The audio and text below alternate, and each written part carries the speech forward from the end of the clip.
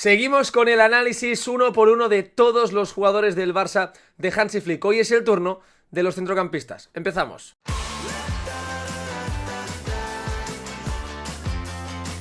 En Kids Football podéis tener las mejores camisetas a un muy buen precio. Lo único que tenéis que hacer es poner el código de descuento BLAYA, ver el descuento del 8% definitivo, elegir el pedido estándar y a partir de ahí rellenáis ese formulario para poder obtener una camiseta totalmente gratuita solo en Kids Football. ¿Qué tal? Y bienvenidos a un nuevo vídeo. Ya sabéis que en Kids Football podéis encontrar las mejores camisetas al mejor precio, así que no os lo perdáis. Y ayer, por cierto, hice el sorteo, ya tenemos ganador del sorteo de una camiseta a elegir entre los miembros del canal, así que el próximo mes volverá a haber otro sorteo, por si os queréis animar. Dicho esto, ayer hablamos ya de la defensa del Fútbol Club Barcelona y la portería, de cómo quedaba, de las expectativas, de qué esperar de cada jugador, de cómo estaba la situación. Y hoy es el turno del centro del campo, la parcela del terreno de juego de más nivel de toda la plantilla. Por lo tanto, yo creo que eso es importante ya recalcarlo desde un inicio. Hay que decir que la situación ha cambiado una barbaridad respecto a lo que era hace un año. Hace un año Bernal y Casado emergían y Bernal encima se lesionaba. Pedri no sabíamos si iba a tener o no continuidad física, Gavi y De Jong estaban lesionados, Dani Olmo era un fichaje nuevo y Fermín volvía de los Juegos Olímpicos y después de tan solo una temporada en el primer equipo sin pretemporada.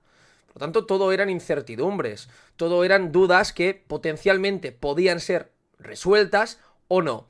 Una vez resueltas, y yo creo que de forma positiva, evidentemente, ahora es turno de tratar de entender qué podemos esperar de este centro del campo, cuáles pueden ser los roles, las expectativas y qué hay por mejorar. Así que, como siempre, os animo a dejar vuestro me gusta en el vídeo, muy importante para que esto siga creciendo poco a poco. No olvidéis comentar aquí abajo qué esperáis de cada jugador, quiero leeros a todos, y también suscribíos al canal, evidentemente, si no estáis suscritos. Así que sin más dilación, como siempre, con datos de StatsBomb, empezamos. Empezamos con Marc Casado, que el año pasado estuvo jugando casi 2.500 minutos, que es una cifra impresionante para un futbolista que no estaba llamado a ser tan importante y que cumplió con creces las expectativas que pudiésemos tener. De hecho, las superó, yo creo que por bastante. Vimos a un Casado que fue, sobre todo para mí, de los mejores jugadores en el primer tramo de la temporada. Se notó que estuvo desde el inicio con Flick, que estaba extra motivado y ese nivel de activación, de concentración, de tensión competitiva le dio mucho al Barça tras las lesiones de Marc Bernal y las ya conocidas de Gavi o de Frenkie de Jong. No había ningún otro jugador y Casado hizo una gran pareja con Pedri. En el segundo tramo de la temporada no fue tan positivo, primero porque perdió la titularidad, algo que para mí era lógico con Frenkie de Jong, y después porque tuvo una lesión en la rodilla que le impidió tener ningún minuto ya en el tramo decisivo de la temporada. No le vimos ni ante el Inter, ni ante el Real Madrid en Copa o en Liga. Esta temporada, Marc Casado creo que va a ser un rol totalmente distinto, porque fijaos la pasada temporada el rol de Casado en el centro del campo. A nivel defensivo era absoluta élite, a la hora de ganar presiones, más de 4,4 presiones ganadas, tackles por cada 90 minutos más de 4, jugador que iba al suelo con una facilidad brutal y que solía ganar esos duelos. Además, fijaos que tenía cierto peso en la construcción del juego, con un gran acierto en el pase, gran capacidad para progresar y ganaba muchas faltas, porque él es un futbolista que sabe usar el cuerpo y que sabe sacar ventajas de su estatura y de su forma de jugar. De hecho, es que no se puede añadir mucho más. Era un rendimiento muy alto el de Casado, sobre todo a la hora de liderar la presión, de ser súper agresivo tras la pérdida, y le dio mucho al Barça porque en esos escenarios yo creo que ahí era de los mejores de toda la plantilla. Sucede que cuando el equipo necesitaba un plus más con balón ante escenarios donde el rival te iba a buscar más arriba o donde el rival te esperaba y por lo tanto necesitabas ese plus de creatividad, quizás ahí Casado se quedó un pelín corto y por eso tanto Frenkie como Gavi yo creo que le comieron la tostada. Yo esta temporada espero que Casado sea el centrocampista que vaya a jugar menos minutos. Con el asterisco de Bernal, porque no sabemos cómo va a volver, ni cuál es el plan de Hansi Flick con él, creo que Casado en la rotación lo va a tener más complicado. Y él yo creo que ya lo sabe, es algo que teníamos todos asumidos. De momento son 3 partidos, ha jugado tan solo en uno de ellos, que fue ante el Levante titular, porque no estaba Frenkie de Jong. Jugó el primer tiempo, 45 minutos, y fue sustituido. En campo del Rayo y en el campo del Mallorca, de momento Casado no jugó ni un minuto. Y creo que es un futbolista que tenemos que ver qué rol va a tener. Pero hay que decir, hay que señalar, porque me parece muy importante, que es uno de los jugadores más importantes a nivel de completar una plantilla. De los más importantes que te puedas encontrar. Es polivalente, es muy inteligente, es ese nexo entre vestuario y cuerpo técnico. Es un jugador que va a aceptar su rol con deportividad, con generosidad respecto al compañero y que te puede sumar tanto en el centro del campo como incluso de lateral derecho, aunque yo eso no lo veo por la forma de defender del Barça, porque creo que el Barça en el lateral necesita jugadores físicamente, diremos con una base sólida. Creo que Casado ahí puede sufrir porque no es ni alto ni excesivamente rápido, y por lo tanto creo que en ese sistema, con la línea defensiva tan alta, necesitas en las alas jugadores con un pelín más de velocidad, y por eso creo que ahí Casado no lo veremos tanto, por lo menos como plan B del equipo, pero lo digo porque creo que es un futbolista que puede sumar en bastantes sitios. Es el turno del mejor centrocampista del mundo, de Pedri González, que el año pasado estuvo disputando 4.600 minutos, lo jugó absolutamente todo y que nos dejó este radar de rendimiento que mete miedo al miedo. Este es el radar de Pedri el año pasado. Bueno, es un quesito perfecto. O sea, increíble en todas las facetas, en todas las áreas, tanto presionando, ganando duelos, recuperando balones, como a la hora de progresar o de permitir que su equipo se instalase en el último tercio, de regates, de creatividad en cuanto a pases que rompen líneas o asistencias esperadas. Una barbaridad. De hecho, fijaos el dato, el año pasado estuvo dando 75 pases por partido, una cifra que si miramos la 23-24 de Pedri eran 64, la 22-23 eran 59.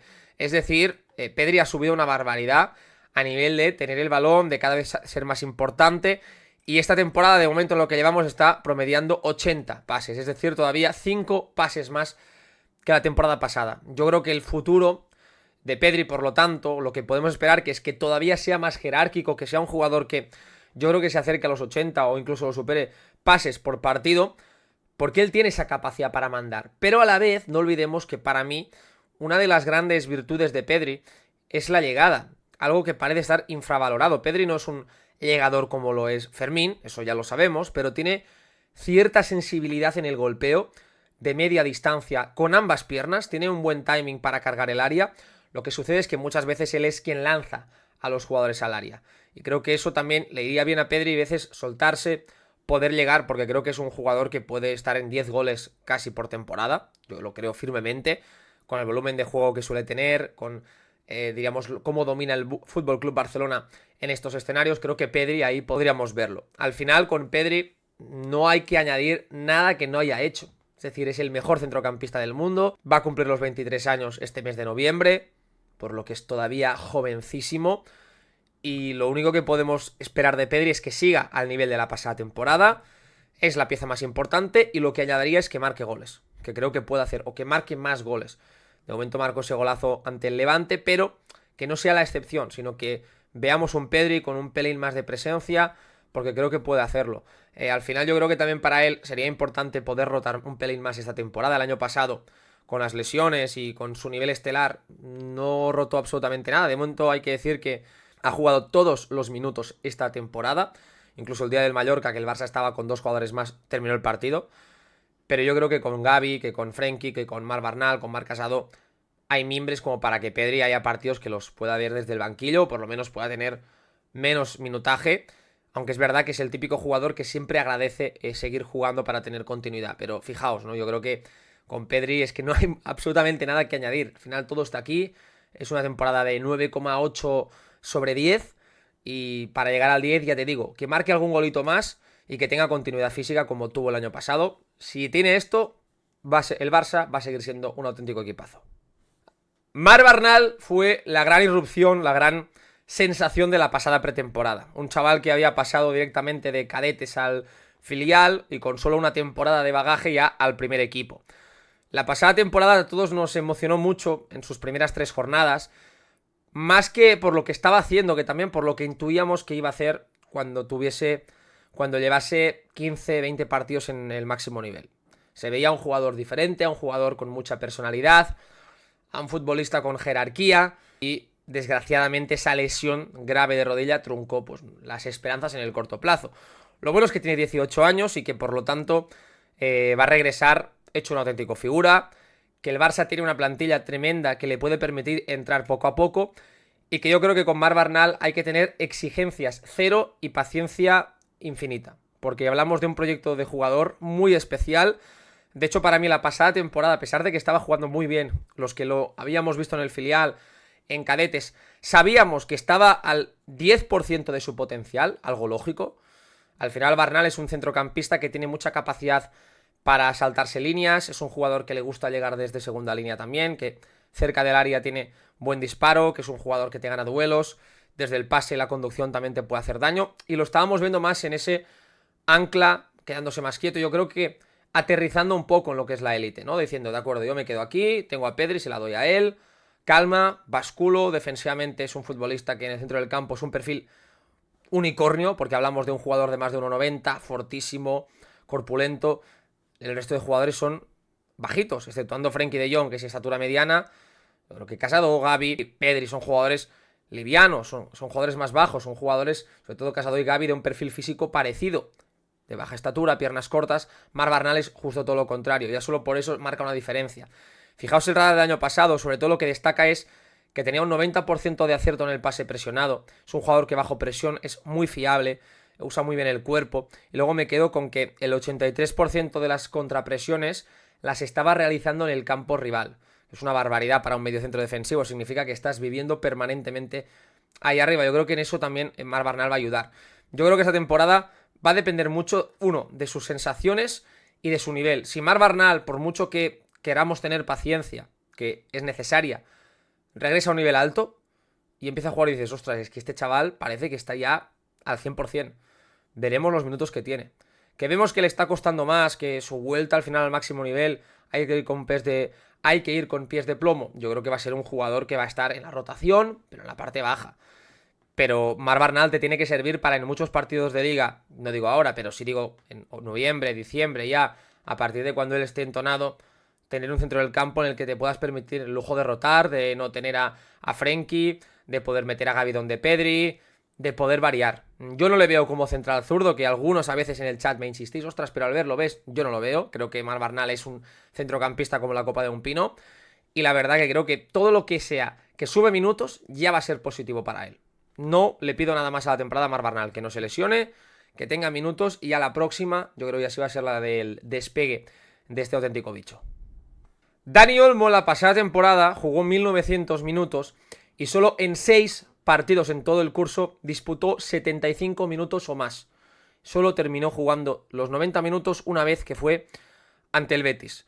Lo digo porque este precisamente fue el gran hándicap de Dani Olmo en la anterior temporada. No jugó demasiados minutos y no es novedad porque Olmo llevaba ya unas cuantas temporadas sin llegar a los 2000, pero sobre todo a mí lo que más me preocupaba es que cuando él regresaba de una lesión necesitaba varios partidos para volver a estar a tono. Es decir, que solo una vez en todo el curso jugase 90 minutos significa que sí, tienes a Fermín y alternativas en esa zona como para en un partido rotar, pero también que el jugador no está al 100% y que necesitas cuidarlo, porque al final si está al 100% y Dani Olmo está bien, tienes más partidos para darle por lo menos esos 90 minutos, que no fue así la pasada temporada. Yo creo que cuando él regresaba de una lesión muscular necesitaba como 3-4 partidos para volver a tener ritmo, y eso le cortaba mucha continuidad. El año anterior Olmo marcó 12 goles y repartió 7 asistencias en esos 1900 minutos. Son cifras muy buenas, sobre todo en Liga estuvo con 10 goles y 4 asistencias en 25 partidos, brutal. Y aquí fijaos en su radar, ¿qué nos sorprende? Lo primero, jugador con gran capacidad para romper líneas, casi 2 pases por cada 90 minutos hacia el área rival, 0,16 asistencias esperadas de Dani Olmo, que es una cifra muy muy alta, 1,4 regates por cada 90 minutos, pero en cambio a nivel defensivo vemos que es absolutamente, que es el centrocampista que menos te suma, ni en cuanto a entradas o intercepciones, ni en cuanto a contrapresiones. Está de hecho en el percentil 7 y 8 respecto a todos los centrocampistas en Europa, lo que significa que es de los peores, de los que menos agresivo es, y ese para mí es el problema de Olmo. Lo bueno lo sabemos todos, un futbolista que si está bien físicamente es absolutamente diferencial en los controles orientados, en la capacidad para llegar, para generar situaciones de gol. De hecho, en este inicio de curso es el segundo jugador del equipo que más disparos ha hecho. Y lo digo porque Dani Olmo no fue titular en las 2 primeras jornadas, hay que decirlo. Y en el tercer partido jugó 60 minutos. Hablamos de un chaval que no ha disputado, hablamos por lo tanto de un futbolista que no ha jugado 90 minutos en ningún partido, y de hecho en muchos de ellos no ha jugado ni 45, y es el segundo jugador que más disparos lleva, por detrás de Lamine Yamal. Al final Olmo es un futbolista que se genera situaciones, que siempre está pisando área, que aumenta el volumen ofensivo del equipo. Y eso es muy positivo. En cuanto a Dani Olmo, yo lo que espero de él esta temporada es que a nivel físico dé un paso hacia adelante, que esté sano más tiempo, que tenga más continuidad y que le veamos bien. Cuando esté en el terreno de juego, que le veamos bien físicamente. Que no le veamos renqueante, que no le veamos que no está a ese 100%, porque al final Olmo es un jugador que necesita estar muy bien físicamente, porque ya no es rápido de por sí y cuando no lo está le cuesta mucho marcar diferencias desde el control, desde la conducción, llega siempre un pelín tarde y eso le hace que pierda balones y que por tanto su juego se diluya. Creo que con Dani Olmo lo que hay que exigirle también esta temporada, a diferencia del pasado, es que en los partidos grandes dé un salto de nivel. Creo que fue el gran debe a nivel futbolístico de Olmo. Si repasáis los clásicos, en ninguno fue importante o fue sustituido. En Champions no hay grandes partidos de Olmo en ninguna eliminatoria, tampoco en Copa del Rey. Yo, por lo tanto, creo que Dani Olmo ahí tiene que dar ese salto. Tiene que dar ese salto para ser ese factor diferencial, porque fue el gran fichaje de la pasada temporada y porque es verdad que en Liga, sobre todo, sirvió como desatascador en encuentros como el día del Rayo, el día del Mallorca, Osasuna, que estaba muy bien, pero creo que hay que pedirle ese plus en grandes escenarios, que es lo que le falta y lo que vimos en la Eurocopa con Dani Olmo, pero porque al final, fijaos en su radar, a nivel ofensivo es élite absoluta cuando está fino, y evidentemente defensivamente sabes lo que te va a dar y lo que no te va a dar Dani Olmo. Yo no espero que Dani Olmo empiece a ganarte muchas presiones, que sea un jugador, no, porque sé el tipo de futbolista que es y por lo tanto en eso también hay que entenderlo. Pero si Dani Olmo está bien, eso da absolutamente igual. Para mí parte como teórico titular de este equipo, si está a su nivel, pero la competencia es altísima y vamos a ver cómo termina todo.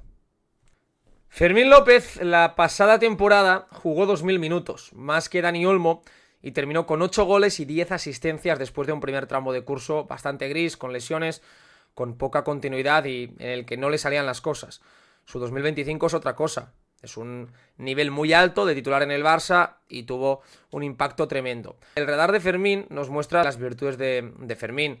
Gran regateador, más de 2 regates buenos por cada 90 minutos, es una barbaridad para un centrocampista.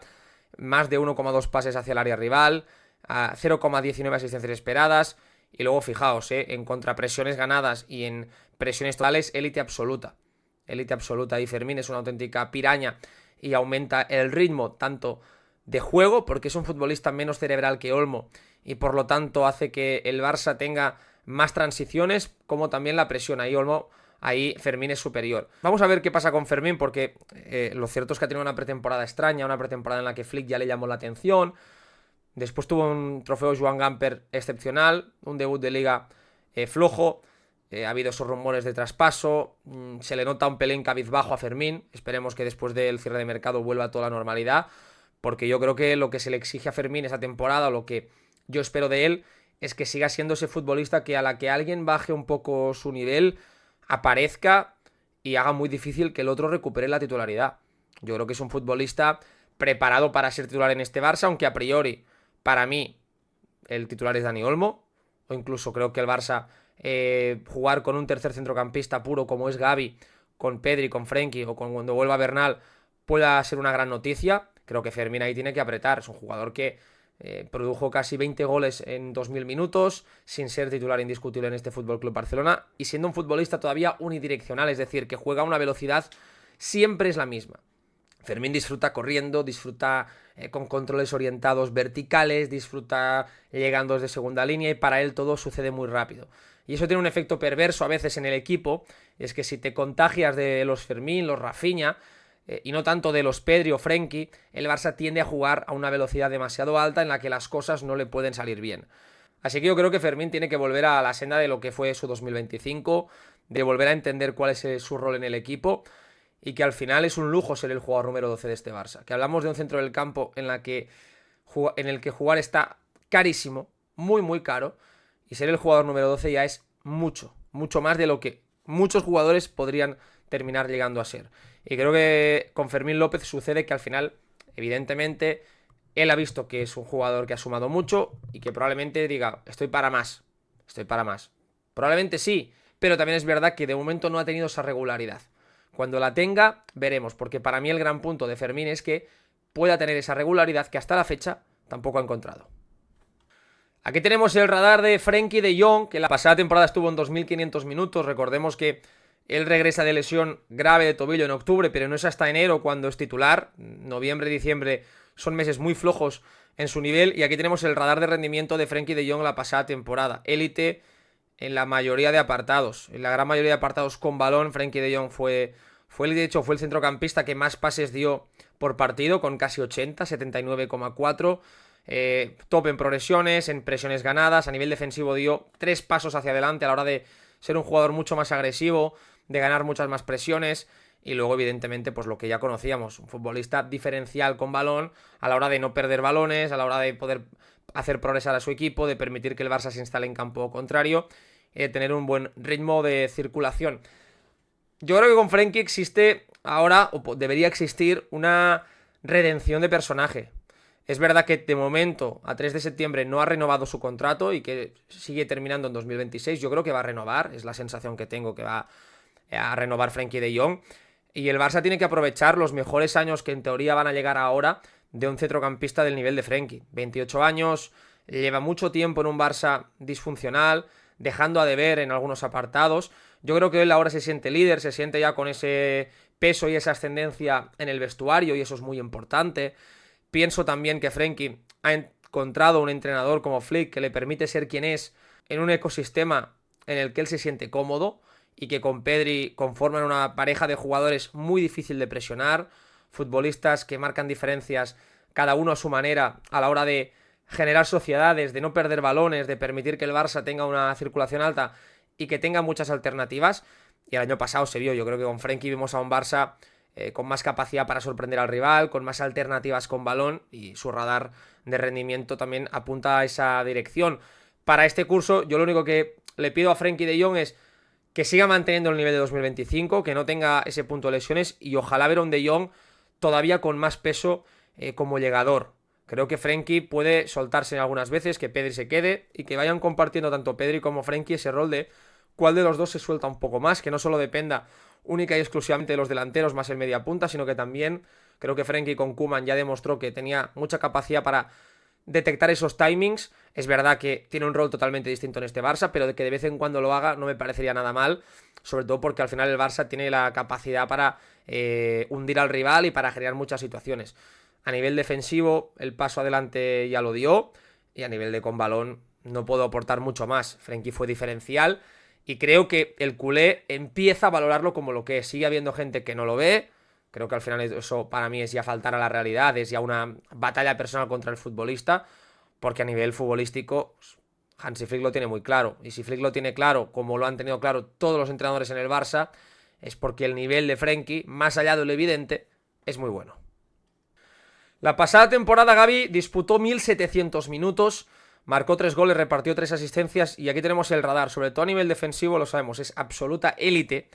Mirad cuántas presiones ganó, casi 5 por cada 90 minutos, casi 7 entradas e intercepciones por cada 90 minutos, más de 0,8 contra presiones ganadas. En definitiva, una bestialidad. De hecho, percentil 90 en todos ellos. Un jugador que es élite a la hora de presionar, a la hora de ganar duelos, pero es que también con balón. Porque fijaos que el año pasado estaba dando 59 pases por cada 90 minutos, y hace 2 temporadas, antes de su lesión, estaba dando 44. 15 pases más el año pasado con Flick. Para mí el futuro de Gavi lo comentamos la pasada temporada, y creo que se confirmó y se tiene que reafirmar. No es un jugador para vivir en la media punta, no es un jugador para vivir aislado de la circulación, es un futbolista para vivir en la base, para vivir en permanente contacto con la pelota, para tomar decisiones. Ahí es donde emerge el mejor Gavi, ese jugador que tiene mucho ritmo en sus intervenciones, que puede combinar conducciones con pases verticales, con un gran golpeo en largo, es un futbolista con llegada de segunda línea, con gol y último pase. En definitiva, es un jugador muy completo. Y yo creo que con Gavi todavía no hemos visto ni siquiera el 70% de su potencial. Creo que queda mucho por descubrir de Gavi. El año pasado, pese a volver de una lesión gravísima de rodilla y que el centro del campo estaba funcionando, sumó muchos minutos. O sea, sumar 1600 minutos en ese centro del campo con Frenkie, con Pedri a ese nivel, es mucha tela. Es un jugador que yo creo que este año va a ser más importante. Y sigo teniendo la sensación, o mi pedrada, que vamos a ver un centro del campo con 3 centrocampistas puros. No sé si para quedarse, pero sí creo que lo vamos a ir viendo. Y pienso que ahí el bueno de Gavi te puede sumar.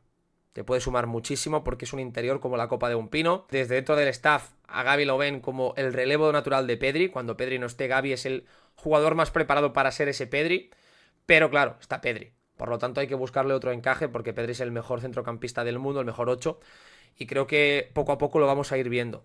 Al final yo pienso que con Gavi hay que ir con mucho cuidado también, como en el caso de Marc Barnal, es una temporada en la que él tiene que ir ganando confianza, pero que ya está bien, él ya está para jugar, para competir al máximo, y es un futbolista que, repito, no hemos visto el máximo potencial. Yo sigo pensando que el potencial de Gavi es para ser titular en este Barça.